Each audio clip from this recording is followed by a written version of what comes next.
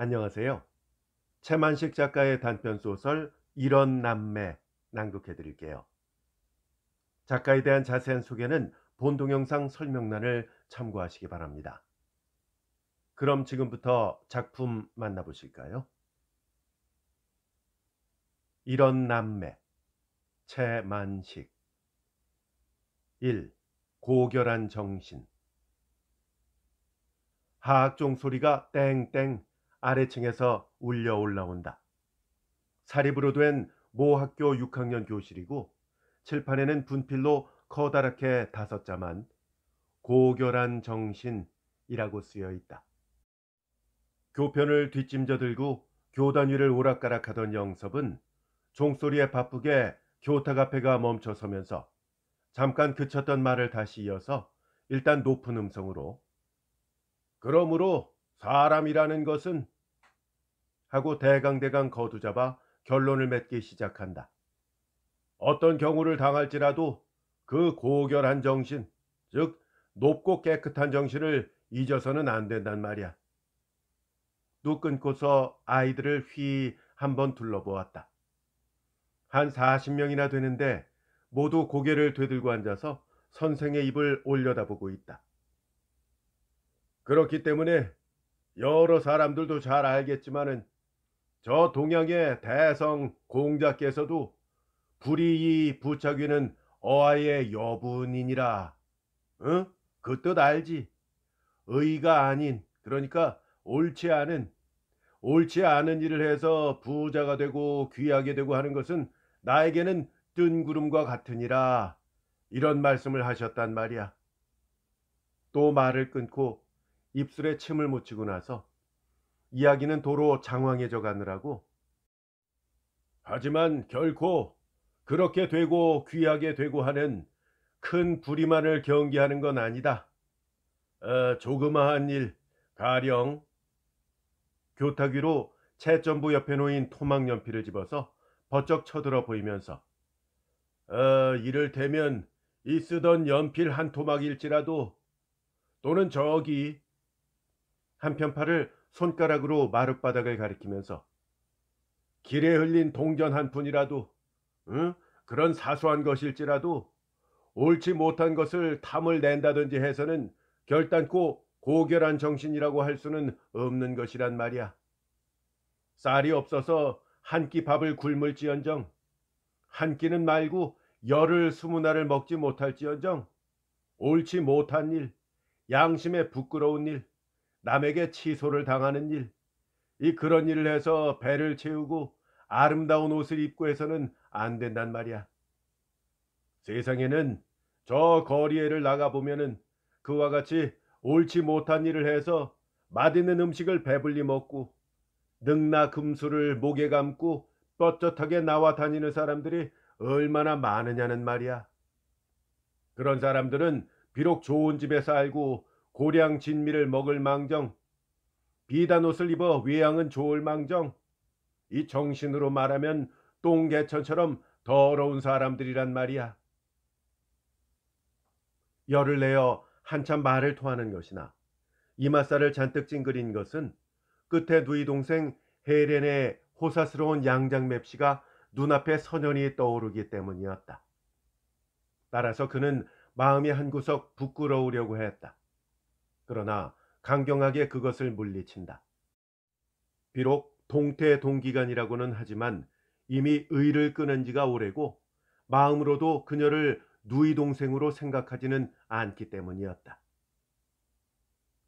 운동장에서는 아이들의 떠드는 소리가 왁자하고 점심 도시락을 먹을 시간이라 교실 안의 아이들은 모두 좀이 쑤시는 모양이다.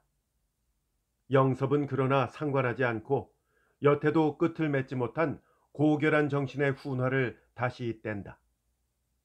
그렇기 때문에 안자, 이 공자님의 여러 어진 제자들 가운데서도 이름이 높은 안자, 이 그이로 말을 하면 반소사 음소하고 곡괭이 침지라도 낙역제기 중이라고 이 공자님께서 칭찬을 하셨단 말이야.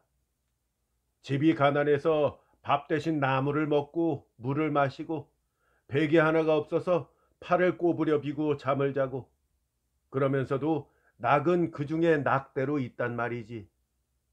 그리고 그러한 것을 고결한 정신이라고 이르는 것이란 말이야.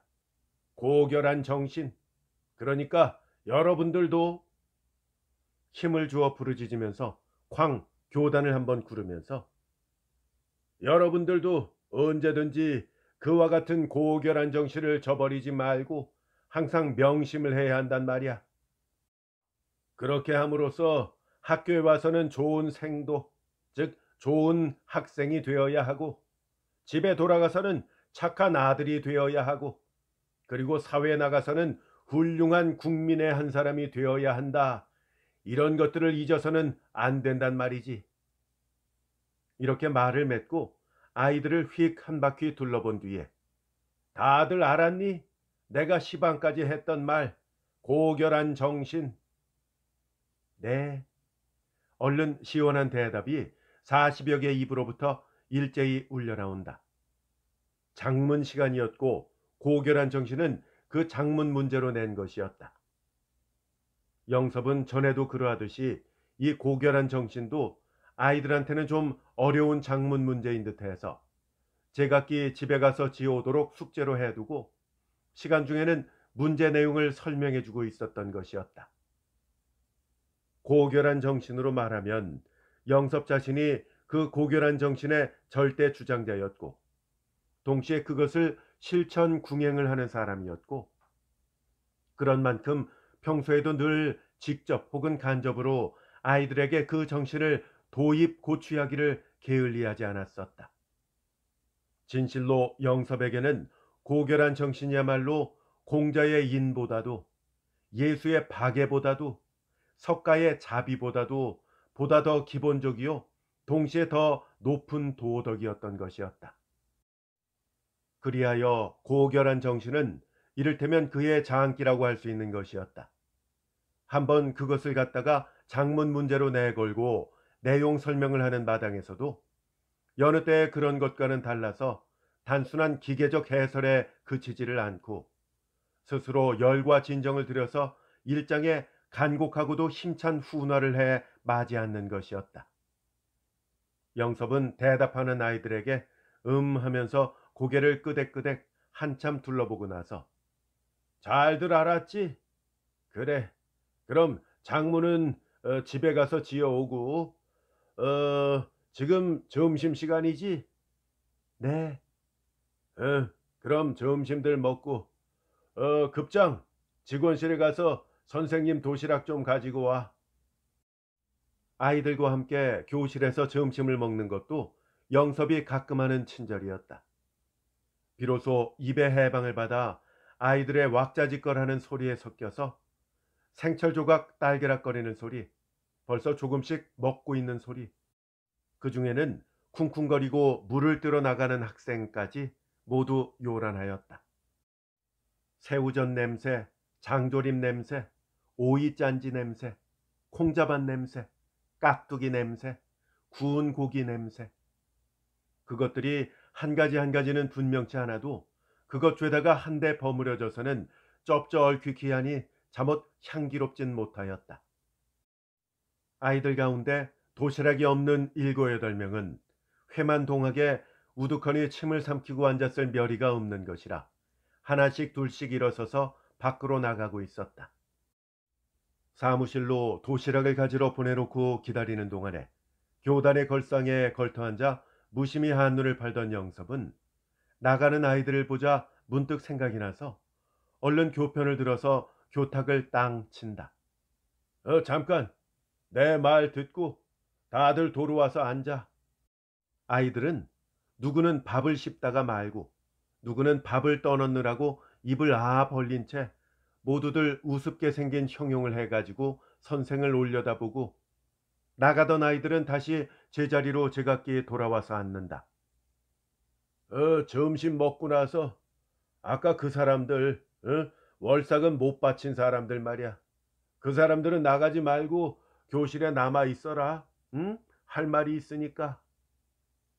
대답은 하나도 들리지 않고 고개만 몇이 수그러진다. 점심을 먹은 아이들은 하나씩 둘씩 다 빠져나가고 어느새 월사금을 못 낸 아이 넷만 넓은 교실 안에 듬성듬성 떨어져 앉았다. 다른 아이들과 비교를 하면 어레미를 쳤어도 그렇게 잘 골라내기가 어려울 만큼 얼굴에 영양이며 옷 입음새가 초라한 아이들이었다. 영섭은 늦게 시작한 도시락을 먹는 채로 내 아이를 교탁 앞으로 가까이 불러 앉힌다.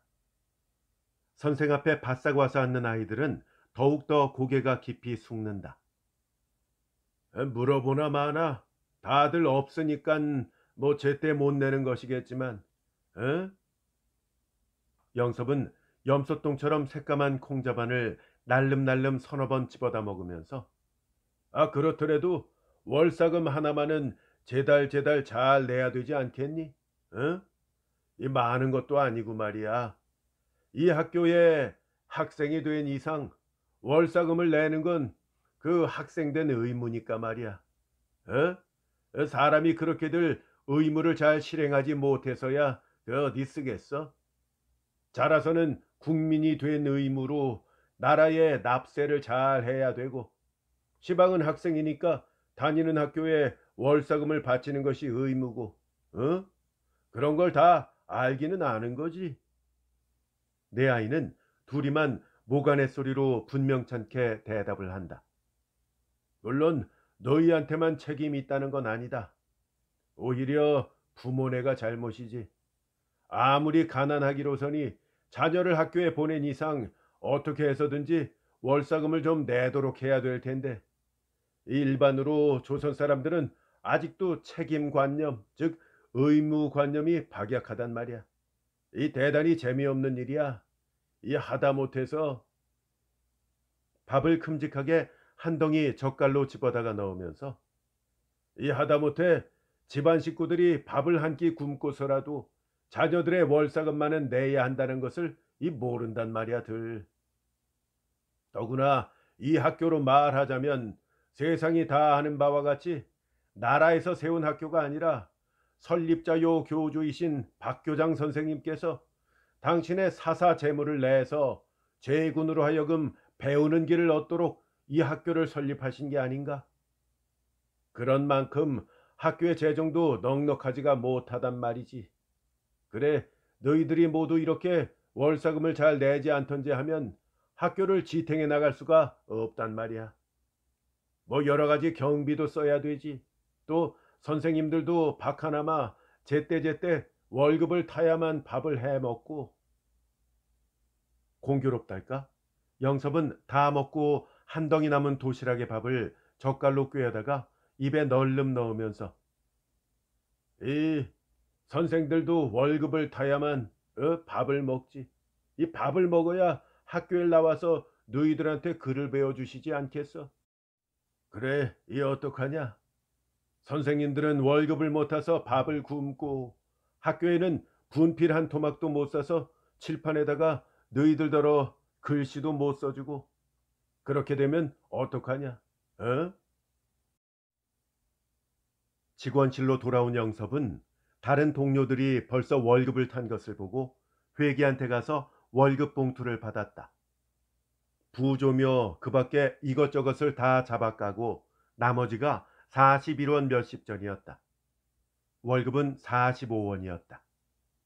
전달까지만 해도 이 40원 각수의 월급 봉투를 받아주는 때에 영섭의 마음은 어두웠었다. 집세가 10원이요. 쌀 한 가마니에 20원이나 가는 이 당철에 위로 노모와 쟤네들 내외에 금년부터 소학교에 입학을 한 맨 큰 놈을 비롯해서 어린 것들이 세. 그래서 도합 6권솔이 한 달 동안을 살아가자 하매 40원 남짓한 돈을 가지고는 최소한도로 용을 줄여도 오히려 부족이 생겨서 매사 그만큼씩은 빚이 늘어가곤 했었다. 그랬던 것이 요행 그런 경제적 곤경도 얼마쯤은 덜하고, 더욱이나 시간의 여유가 조금은 더 넉넉해서 내 공부를 할 수가 있는 어느 제약회사에 자리 하나를 얻어서 세 달부터는 그리로 올마앉기로 제반 준비가 다 되어 있는 참이었다. 그런 만큼 오늘만은 부족한 월급을 받아든 마음도 그다지 우울하지는 않았던 것이다. 영섭은 일찍이 중학을 마치던 길로 3년 동안이나 만주 각처로 돌아다니면서 방랑 생활을 했었다.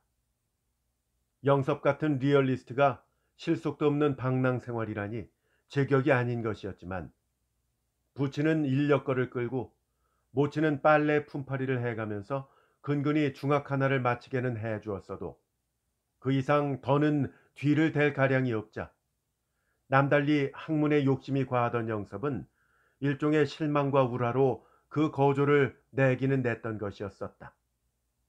만주는 넓고 소위 건설 도정에 있다고는 하지만 그러나 손끝에 전문적인 특수기술을 지니지 못한 이상 고결한 정신을 도창하도록 꼼꼼하게만 생긴 영섭에게는 아편 밀매나 금제품의 밀수를 해먹을 인물이 못 되는 만큼 시조차 없는 싱거운 방랑이었지.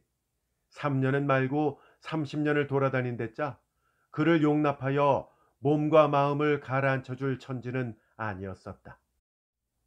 만주 말을 떠듬떠듬 말할 줄 아는 것과 어떻게 해서든지 독학으로라도 공부를 해서 변호사 시험을 치르겠다는 결심과 이 두 가지에 이 3년 동안의 만주를 방랑한 그 소득을 안고서 고향인 경성으로 돌아온 것이 재작년 봄이었다. 돌아와 본즉 부치는 그 전해 여름에 이미 저승길을 떠났고 큰 누이 동생 해옥은 부친이 서둘러 별세하기 바로 얼마 전에 같은 어떤 인력거꾼한테로 시집을 보냈었다. 윤서방 즉 영섭의 부친은 늘 인력거까지 끌어서 자식을 공부를 시켰더니 저는 저대로 기도 맥도 없이 도망을 가서 늙어가는 부모는 돌보려고도 않는다고 후회와 분개를 했었다. 딸 해옥도 송충이가 솔잎을 먹어야지 갈잎을 먹으면 죽는다더라면서 인력거꾼의 자식은 인력거꾼과 살아야 하는 법이라고 영섭에 대한 분풀이 삼아 그런 자리로 시집을 보냈던 것이었다. 끝엔 누이 동생 해련은 그리고 그 전해 가을부터 해렌이라는 이름으로 종로에 있는 어떤 카페에 여급이 돼가지고 모친과 영섭의 아내 그리고 두 조카를 근근히 부양하고 있었다. 영섭은 해옥을 인력거꾼한테로 시집을 보낸 것도 찬성을 하지 못했지만 해련이 동네 넝마장수에게서 혼인말이 있는 것을 박차고 카페 여급이 된 것에 대해서는 크게 노하여 그녀를 꾸짖었다. 동시에 단연 그것을 작파하도록 명령을 했다. 물론 이튿날부터의 양식조차 가량이 없이 맨손으로 돌아온 영섭이었다. 그러나 그대로 앉아서 굶을지언정 카페 여급은 용서를 할 수가 없다는 것이었다. 하지만 해련에게는 부모의 피땀을 빨아먹어가면서 10여 년이나 공부를 하고서도 쓸데없이 만주로나 돌아다니느라고 집안을 불고한 그러고도 수중에 동전 한 푼 없이 돌아온 오라비 명색의 고결한 정신이나 동갈 같은 것은 매일 카페 나가서 수없이 보는 술 주정꾼들의 횡설수설만큼도 못한 것이었다. 며칠을 두고 갈등이 있던 끝에 해련은 결국 집을 나가고 말았다. 그녀는 모친을 데리고 나가려고 했지만 모친은 대대로 두고 제사를 지내줄 수 있는 자식에게 붙어서 떨어지려고 하지를 않았다.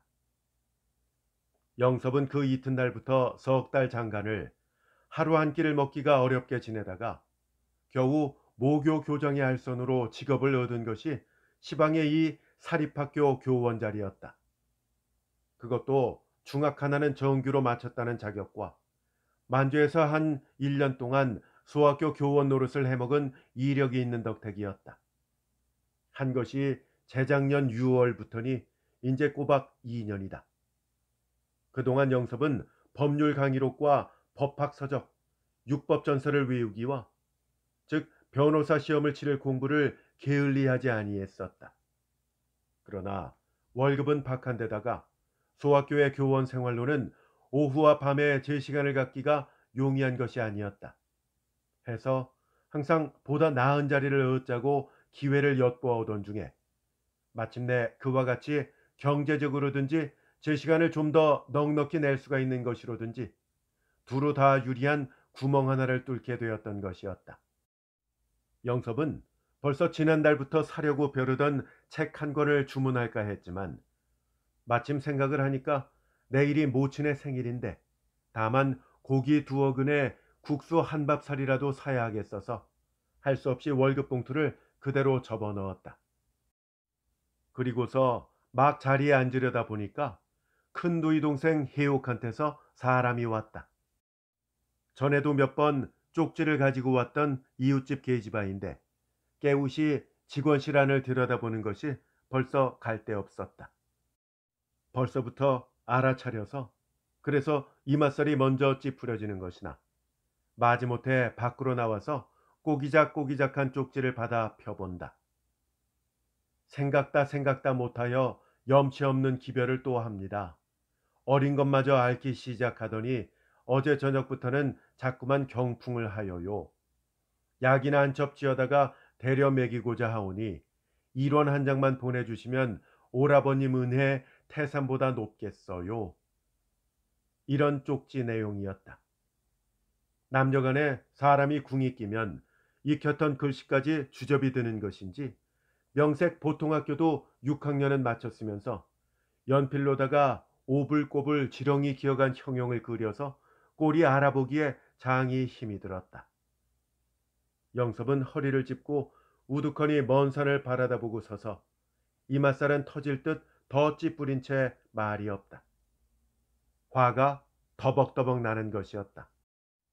넉넉하기만 하다면야 아무려나 친동기간이요 하니까 고만 것을 동정 못할 바는 아니었다. 그러나 이 약삭빠른 수입을 가지고 내게 딸린 식구만 먹여 살리기에도 옹색해 죽을 지경인데 이건 가끔 쪽지질을 해서는 1원 2원 이렇게 뜯어가곤 하니까 대관절 어떡하란 말이냔 말이었다. 그러나마 한 번 두 번의 동정으로 그 가난과 그 병이 구조가 될세 말이지 사실상 홍로 점설이요 한강투석이었다. 또 따지고 보면 누이 동생만은 나의 동기간이라고 한다지만 그 동기간인 것을 이유로 돈을 얻어가는 그 돈을 정작 쓰는 대로 말하면 매전이 생질이니 하더라도 타성바지에 아무 상관도 없는 딴 남인걸 그 남을 위해서 쓰는 데야 생색조차 나지 않는 동정이 아니냐 그런 말이었다. 인력거꾼 강아무개라는 사람이 가난하고 병들고 그 자식이 경풍을 하고 있는 것이 물론 그네들의 죄는 아닐 것이다. 그러나 그렇다고 그것을 윤영섭이가 제 앞도 변변히 가리지 못하는 터수에 주제넘게 나서서 동정인이 구제니 할 책임이나 의무는 더욱더 없는 것이다. 그러므로 모른 채 거절을 해도 결코 잘못은 아니다. 오히려 그런 부질없는 짓을 해쌓다가 빚이나 덕금덕금 더 걸머지고는 못 갚든지 하는 날이면 그때야말로 고결한 정신은 진흙질을 하고 말게 될 것이다.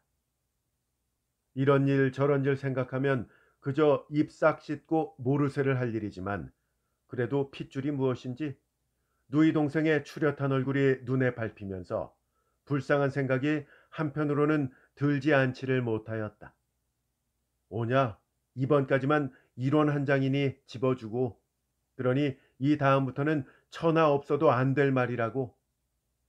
양복 저고리 속 포켓에서 월급 봉투를 꺼내 들고 보니까 월급날을 꼭 여새겼다가 마침 맞게 쪽지질을 하고 앉았는 심사가 밉살스러워서 다시금 화가 또 나는 것이었다. 2. 배고픈 정신. 개동 긴 골목을 중간쯤 올라가다가 왼편길 옆으로 있는 행랑채의 행랑빵. 밖에서 보면 길로 들창이 나고 대문 안을 들어서면 세상 너저분한 부등갱이들이 시커멓게 철매 낀 바람벽 밑으로 먼지와 더불어 동거를 하고 있다. 거기다 솥단지가 걸린 부뚜막에서 조금만 비껴 디딤돌 위로 방문이 달리고 방 안은 천년 묵은 도배지에 빈 대피로 댄잎을 하나 가득 쳐놓았다. 거기에 석유 상자에다가 누더기 이불을 올려놓았고 퀴퀴한 냄새가 코를 찌르고 서울이면 어딜 가나 한 모양으로 생긴 행랑빵이었다. 윤해옥. 실상은 인력거꾼 강서방내요. 근자에는 자식의 이름을 따서 노만해가 되었고, 남은커녕 제 자신이 제 이름을 잊은 지 오랜 그 해옥이었다. 영섭의 누이 동생 해옥. 또 사실은 행랑방 살림을 하는 인력거꾼의 아낙일 바이면 뉘집 아가씨가 젊은 신식 부인네처럼 무슨 옥이니 무슨 수은이니 이름을 갖는 것이 오히려 부자연스럽고, 차라리 강서방네라든가 노마네 혹은 노마어멈 등이 수수하니 제격에 맞을는지도 모르는 노릇이었다. 강서방네 아낙 노마네, 즉 그 해옥은 꽁꽁 앓는 젖먹이를 품에 안고 앉아 시방 한숨이 잤다. 들창을 열어서 떠받쳐 놓았지만 방 안은 그대로 어두컴컴하고 바람 한 점 들어오질 않아서 숨이 막히게 덥다. 강서방은 방금까지 끙끙 앓는 소리를 하더니 그새 잠이 들었는지 눈을 감고 입을 벌린 채 숨소리만 고달프다. 머리맡에는 그래도 약병이야 약봉지 등이 놓여는 있었다. 바른편 옆구리가 담이 결리는 걸로 시작된 병이 늑막염이라는 진단을 받고서 영영 자리에 누운 것이 그럭저럭 석 달이 가까워 온다.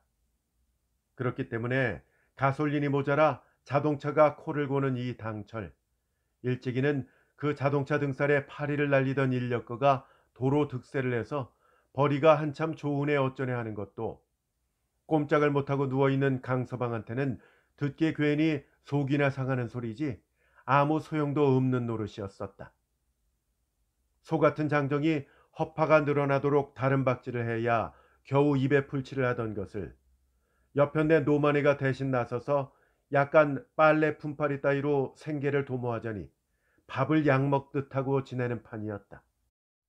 그러니 약을 꾸준히 대고 더욱이나 보약 같은 것은 꿈조차 꾸기 어려운 일이었다. 하던 중에 또 엎친 데 덮치더라고. 어린 것이 마저 병이 나가지고는 필경 눈을 뒤집어 쓰고 경풍까지 하니 언제라야 그 목숨들이 살라는 목숨일까마는 마구 죽어라 죽어라 하였다. 오래비 영섭에게 쪽지를 적어 보내놓고 앉아서 기다리는 마음은 대단히 초조하였다. 어린 것은 풍이인 끝에 불에 댄 듯 울고 보채더니 고패가 지나자 기운이 지쳐 눈을 딱 감고 앓는 소리만 해도 힘이 든다. 이대로 잿불 사그라지듯이 소리도 없이 죽지는 않는가 싶어서 자꾸만 얼굴이 들여다 보인다. 마음이 그토록 경황이 없는 중에도 어제 저녁부터 굶은 배는 염치 없이 고프다. 다른 것은 가령 살이 터지고 피가 흐르는 매맞기라도 이 두고두고 단련을 해나가면 고통이 차차로 덜하는 법인데, 굶는 것 한 가지만은 굶으면 굶을수록 더 견디기가 어려우니까 경험도 다 소용이 없었다. 시장에서 기운이 없는 탓인지 땀만 샘솟듯 흘러 휘휘 감기는 닭목고쟁이가 미치게 답답하고, 등과 어깨에 갈갈이 나간 인조항나 적삼은 사레가 달라붙어서 떨어지지도 않는다. 그래도 나들이를 할 채비로 머리는 가려 빗었다.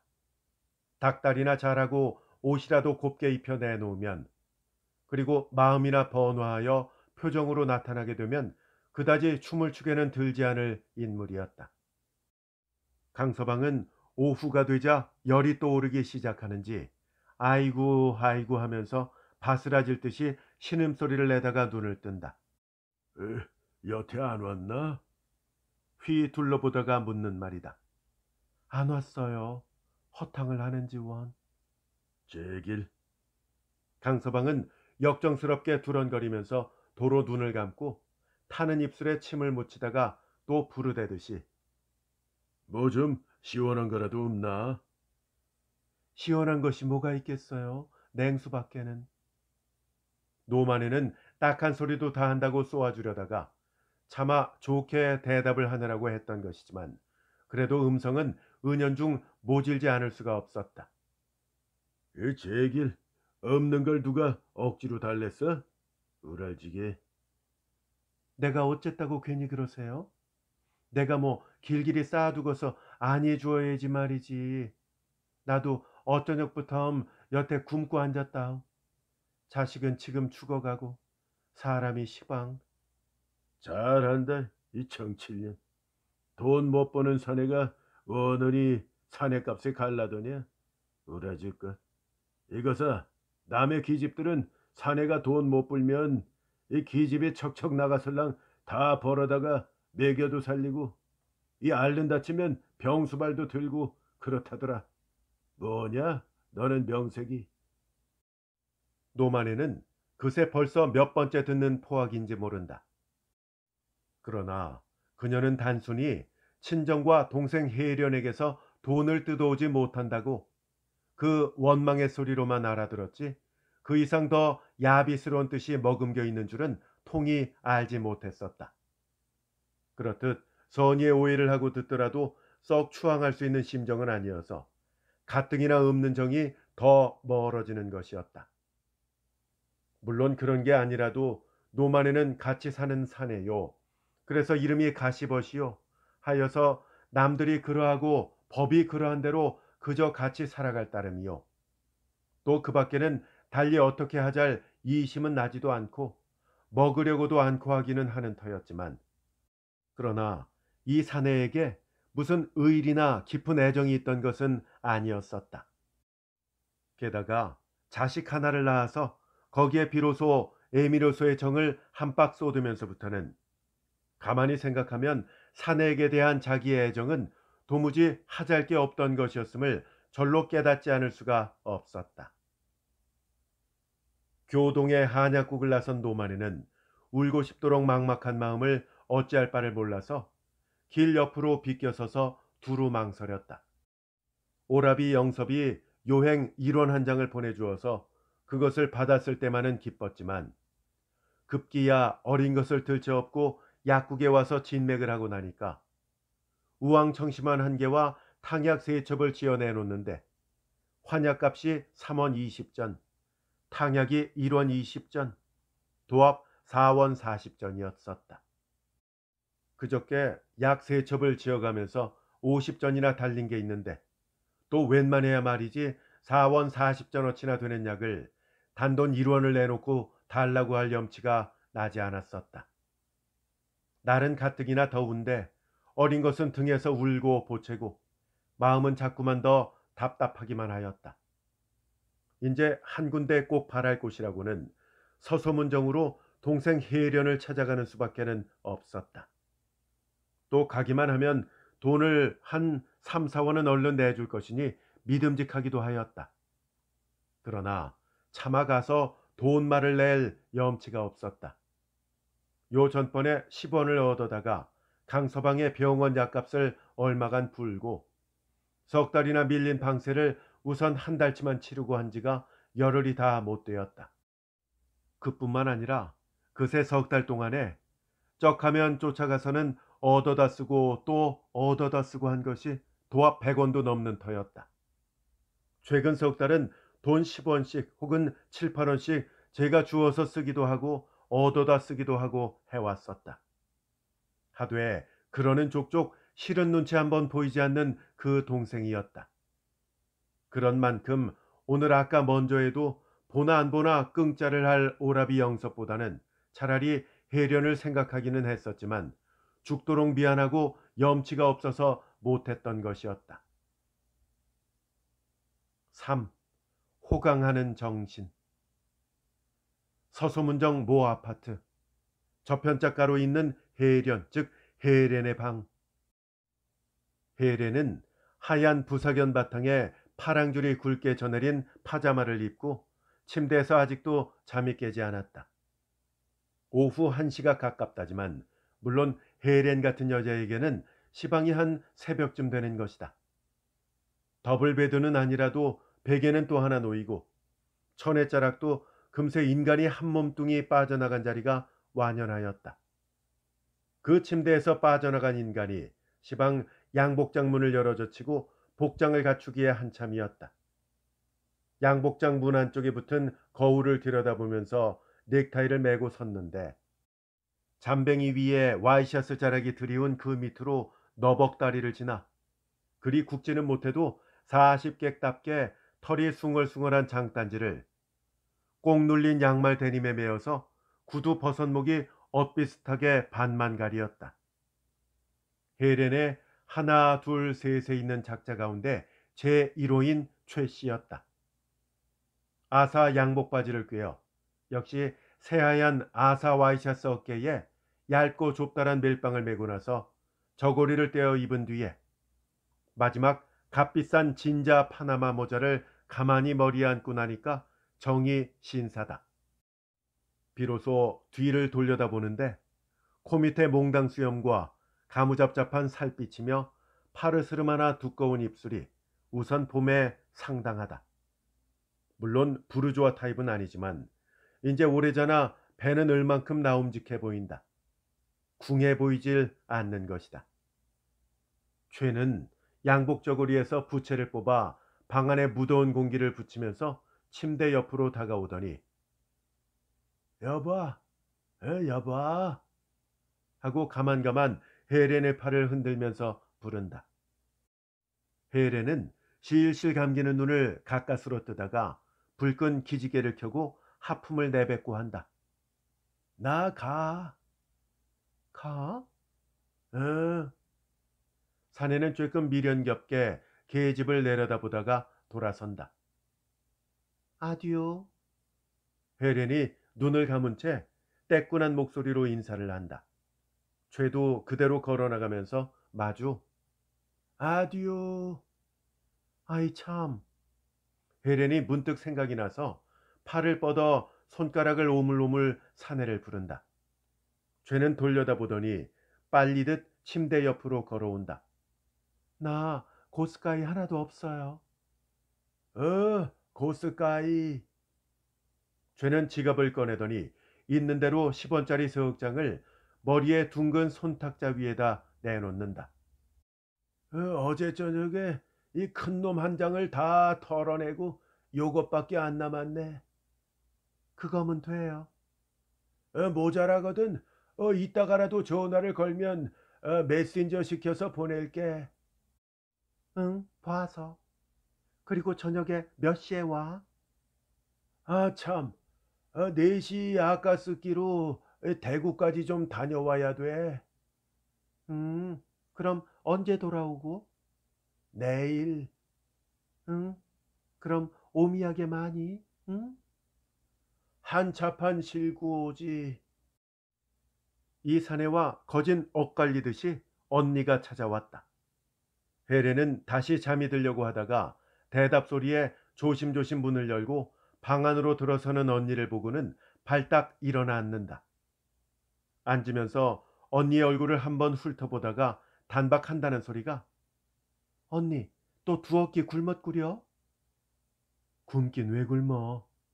반색을 하는 것이지만 노만의 목소리는 목 안으로 기어들어간다. 흥, 보면 모를까? 어디 보자. 노마 왔니? 헤렌은 생질놈을 안 짜고 두 팔을 벌린다. 노만지 노샌지 다 죽어간단다. 왜요? 어디 아파요? 경풍을 해. 근데 저렇게 업고 다녀? 이 더운 폭양에? 헤렌은 뛰어내려와서 어린 것을 들여다본다.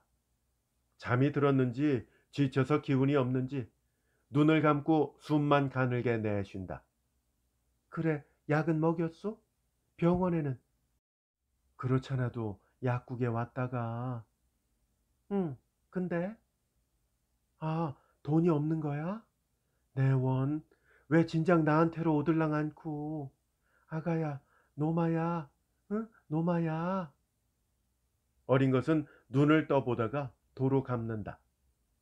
헤렌은 방금 최가 손탁자 위에다가 내놓고 간 돈에서 10원 2장을 집어 언니에게 쥐어주면서 얼른 병원이고 약국이고 가보라고 등을 밀어낸다. 이걸 6장 와서는 일에 싸서 어떡하니? 노만에는 비죽비죽 손등으로 눈물을 씻는다. 채, 언니한테나 돈이 귀하고 또 고만 돈이 대단하지 뭐 나도 그런가 뭐. 그래도 얘야 너도 돈이 생기면 잘 모았다가 시집도 좀 가고. 아이고, 언니도 참, 그건 무슨 잠꼬대 같은 소리요? 호사스런 생활에 차림새하며 기분도 명랑한 헤렌과 노마네의 그 흉악한 주제에 꼬락서니하며 몸에서 푹 찌르는 악취하며 근천스럽고 시든 표정하며가 썩 구경스러운 대조를 이루는 것이었다. 일단 돌아가고 있던 노마네가 다시 문을 열고 들여다보면서 내일이 어머니 생신인데 좀 안 가볼래? 하고 묻는다. 헤레는 발을 대롱대롱 침대에 걸터 앉아서 고개를 내흔든다. 새님 꼬락서니 보기 싫어서. 뭐 오라버니 보러 가니 어머니 위해서 가는 거지. 건 그렇지만서도 아무튼지 오늘 저녁에 생각을 좀 해볼게. 생각할 게 뭐 있니? 안 가면 어머니가 좀 섭섭하실까? 대답이 없는 것을 기다리다가 노만에는 문을 닫는다. 아이고 참 이유 없는 춘향이. 헤레는 방 안에서 혼자 언니더러 혀를 찬다. 4. 이런 남매. 헤레는 모친과 올케와 언니가 서로 가란 만류를 하여서 이왕 온 길이니 같이들 저녁이나 먹고 가라고 일어서면 붙잡고 일어서면 붙잡고 하는 바람에 번번이 주저앉고 한 것이 그럭저럭 석양때가 다 되었다. 그렇다고 정작 저녁을 먹자는 생각은 하나도 없었고 또 아무리 말리고 붙잡기로서니 네 고집인데 뿌리치지 못할 바는 아니었다. 하지만 굳이 그렇게 하고 돌아가면 막상 오라비 영섭의 눈에 띄일까 겁이 나서 얼른 도망을 가는 것처럼 보이고 싶지 않아서 그래 카페에는 일찍 나가야 될 차례면서도 위정 늑장을 부리던 속이었던 것이었다. 모친이나 올케나 언니도 또 그들 역시 헤렌에게 한 끼 저녁을 먹이는 것이 목적이 아니라 영섭이가 돌아와서 헤렌을 보고도 요행 전처럼 노염을 내떨지 않으면 그것을 기회로 차차 남매 간의 화해가 되겠거니 하는 선량한 계책들이었다. 해서 안타깝게 붙잡아 앉히기는 않혔어도 그러나 일변 조그마한 이 모험이 반대로 큰 풍파를 다시금 일으키지는 않을까 해서 애가 타는 불안이 적지 않았다. 헤레는 진짜 비단으로 모친의 옷감 일습과 귀한 과실을 많이 사가지고 와서 식구가 모여 앉아 한 차례 잘들 먹은 것이었다. 또다시 자기가 문밖거리에 가게에 나가서 참외 수박이며 사이다 같은 것을 소담스럽게 사 들여다 놓고 둘러앉아서 또 먹고 있노라니까 마침내 영섭이 학교에서 돌아왔다. 대문 안으로 무심코 들어오던 영섭은 마루에 여럿이 앉아서 낭자히 참외 수박을 먹고 있는 헤렌을 알아보자 그대로 주춤 멈춰서면서 단박 입술을 꽉 다물고 눈살이 팽팽해졌다. 헤렌은 해끝 돌려다보고는 도로 천연덕스럽게 먹던 수박을 먹고 앉았고 모친과 나머지 둘은 아이들까지 벌떡벌떡 일어서서 영섭의 입에서 무슨 말이 떨어지기까지의 순간을 애를 바짝바짝 태우면서 기다린다. 너 내 집에 왜 왔어? 몇 걸음 안 되는 마당을 척척 걸어 들어오면서 다잡듯 지르는 소리였다. 왜? 오빠 보러 온 줄 아슈? 우리 어머니 보러 왔지? 헤레는 아기 똥안에 앉아서 대답이고 그동안 영섭은 저편 마루전에 가 털썩 걸터 앉는다. 앉아서도 눈은 이내 헤렌의 덜미를 흘겨보면서 너하고 나하고는 동기간 의의를 끊었어. 근데 네가 왜 내 집 문 안에 발걸음이야? 윤영섭 씨하고 윤혜련이하고 의의를 끊은 거지. 나하고 우리 어머니하고는 의의를 끊지 않았다니까?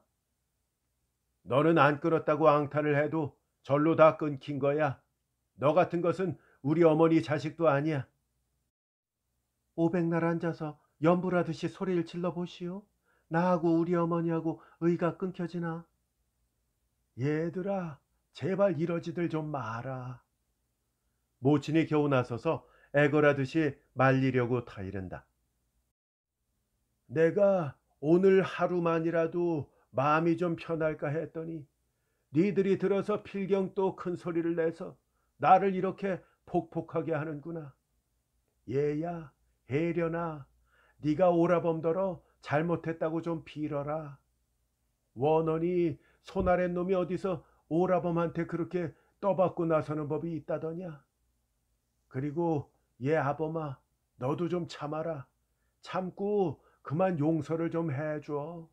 이 저것이 저 어린 것이. 눈물이 떨어지면서 비죽비죽 울음 섞인 말로 저 혼자 떠돌아댕기면서 외롭긴들 오죽 외로우며 같은 서울 안에다가 버젓한 부모 동기간을 두어두고서 어린 것이 저 어린 것이. 모치는 마침내 목이 메어 더 말을 하지 못하고 울고 영섭의 안악과 노만에도 눈에 눈물이 괴고 헬렌도 손수건으로 얼른 눈을 씻는다. 어머닌 별걸 다 가지고 걱정을 하세요. 영섭의 기승은 조금도 누그러지지 않는다. 아니 너 당장에 물러가질 않고서 이렇게 하고 있을 테냐? 흥, 제발 좀 있으라고 떡을 한 섬에치만 쪄놓고 빌어보지요. 더럽고 든적스런. 뭐시야? 네 아굴찌로다 누구더러 더럽단 말이 나와? 헬렌은 그새 벌써 유유하게 수건에 손을 씻고 모자를 찾아 쓰고 마룻가루 나와 걸터앉아 구두를 꿰면서 왜요? 내가 어때서요? 카페 여급이고 환양질 한다고요? 그게 어때서요? 역적 도모인가요? 서방을 두어두고서 하는 짓인가요? 나는 나 좋으니 그만입니다. 아니 무엇이 어쩌고 저째? 바로 이 앞 거리에 나가서 지나가는 여자들 귀에다 대고 가만히 좀 물어보시오. 그 중에서 배고프고 헐벗고 고생하는 여자면 열이면 열 다 기생여급 신세가 부럽다고 아니하나. 헬렌은 구두를 토방으로 내려서더니 얼른 웃는 낯으로 모친과 올케와 언니며 아이들을 둘러보면서 어머니 나 가요. 또 올게. 언니들도 잘 있소. 작은 언니 놀러 오시고 잘들 있거라. 골고루 인사를 하고 난 다음에는 잔뜩 외면을 하고 앉았는 영섭에게로 깜찍스럽게 고개를 돌려댄다. 안녕히 계세요. 깨끗하신 군자님. 그리고 미안하지만 실제로 사한 증거가 있으니까 저 해옥 언니를 좀 연구해 보시죠. 그럴라치면 아무리 둔한 신경이라도 조금 깨우치는 게 있을 테니까요. 이렇게 빈정거려 주고는 회똑회똑 마당으로 내려서서 걸어간다. 영섭도 지지 않고 너보다는 나아. 너보다는 깨끗하다고. 밥은 굶을 망정 정신적으로는 만족을 하고 자긍이 있어. 그때 헬렌은 싹 돌아서더니 하도 어처구니가 없다고 물끄러미 영섭을 건너다 본다. 네, 제발 그거 말씀인데 그렇지만 잘못 보셨습니다요. 억지의 말씀이십니다요. 물질적으로는 뭐 말할 것도 없고 정신적으로도 파리족통만한 만족이나 위안이나 자긍 다 없습니다요. 네 양심 같은 줄 아느냐? 버젓하게 다 있어. 없어요. 있다고. 없어요. 없다고요. 있다니까. 영섭은 어느 겨를에 벌떡 일어서서는 목에 핏대를 세워가지고 마주 우김질이었다. 없어요. 없다고요. 배는 고프지요. 헐벗지요. 남편이라는 것은 무지막지한 노동자지요. 자식은 병이 나서 지금 죽어가도 약 한 첩 지어다 먹일 마련이 없지요. 그리고도 만족, 그리고도 위안, 그리고도 자긍 없어요. 있을 택이 없어요. 너 같은 계집이면 그러니 아무 의미도 없고 소득도 없는 짓이에요. 그러고서 그 덕은 누가 보는지나 아세요? 모른다면 가르쳐 드릴게요. 그 사람 내가 애꿎이 도덕을 지켜서 무지하게 선량해서 말씀이어요. 억지 춘향이 노릇을 해서 말씀이어요. 그렇게 해서 이익을 보는 건 세상뿐이랍니다요. 질서가 유지되고 도덕, 지것이 시행되고 하는 덕택에 말이에요. 이런. 영섭은 당장 쫓아내려와서 쳐 죽이고 싶은 듯이 노리고 섰다가 발을 꽝 구르면서 팔을 번쩍 들어 대문께를 가리킨다. 당장 나가! 아니, 간다는데도 이하다니시오? 그렇지만 하던 말은 마저 할게요.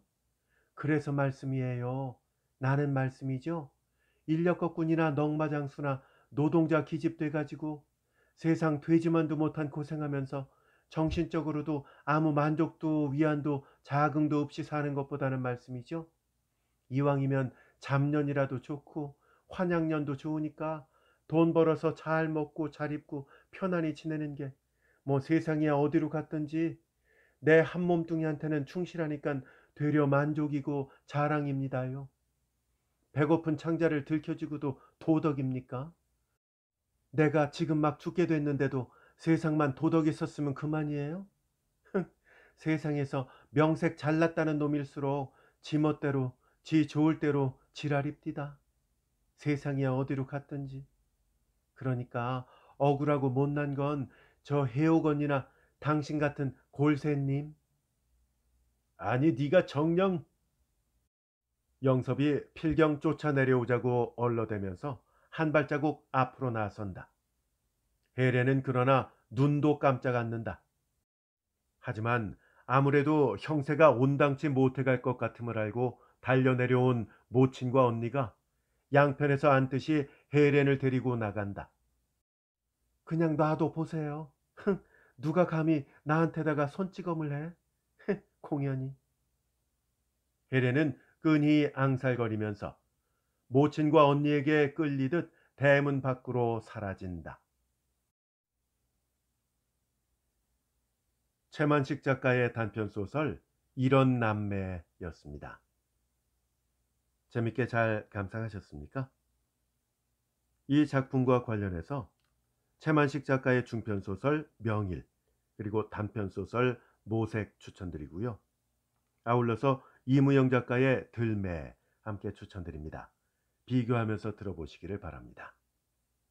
저희 채널에 최만식 작가를 비롯해서 여러 작가의 수많은 작품들이 이미 올라가 있습니다. 재생 목록에 들어와 보시면 각 작가별로 작품들을 모아두었으니까 참고하시기 바랍니다. 한번 둘러보시고 아직도 듣지 못하신 작품들이 있다면 꼭 감상해 보시기를 추천드립니다. 끝까지 함께 해주셔서 대단히 감사합니다. 다음에 더 좋은 작품으로 함께 할게요. 안녕히 계십시오.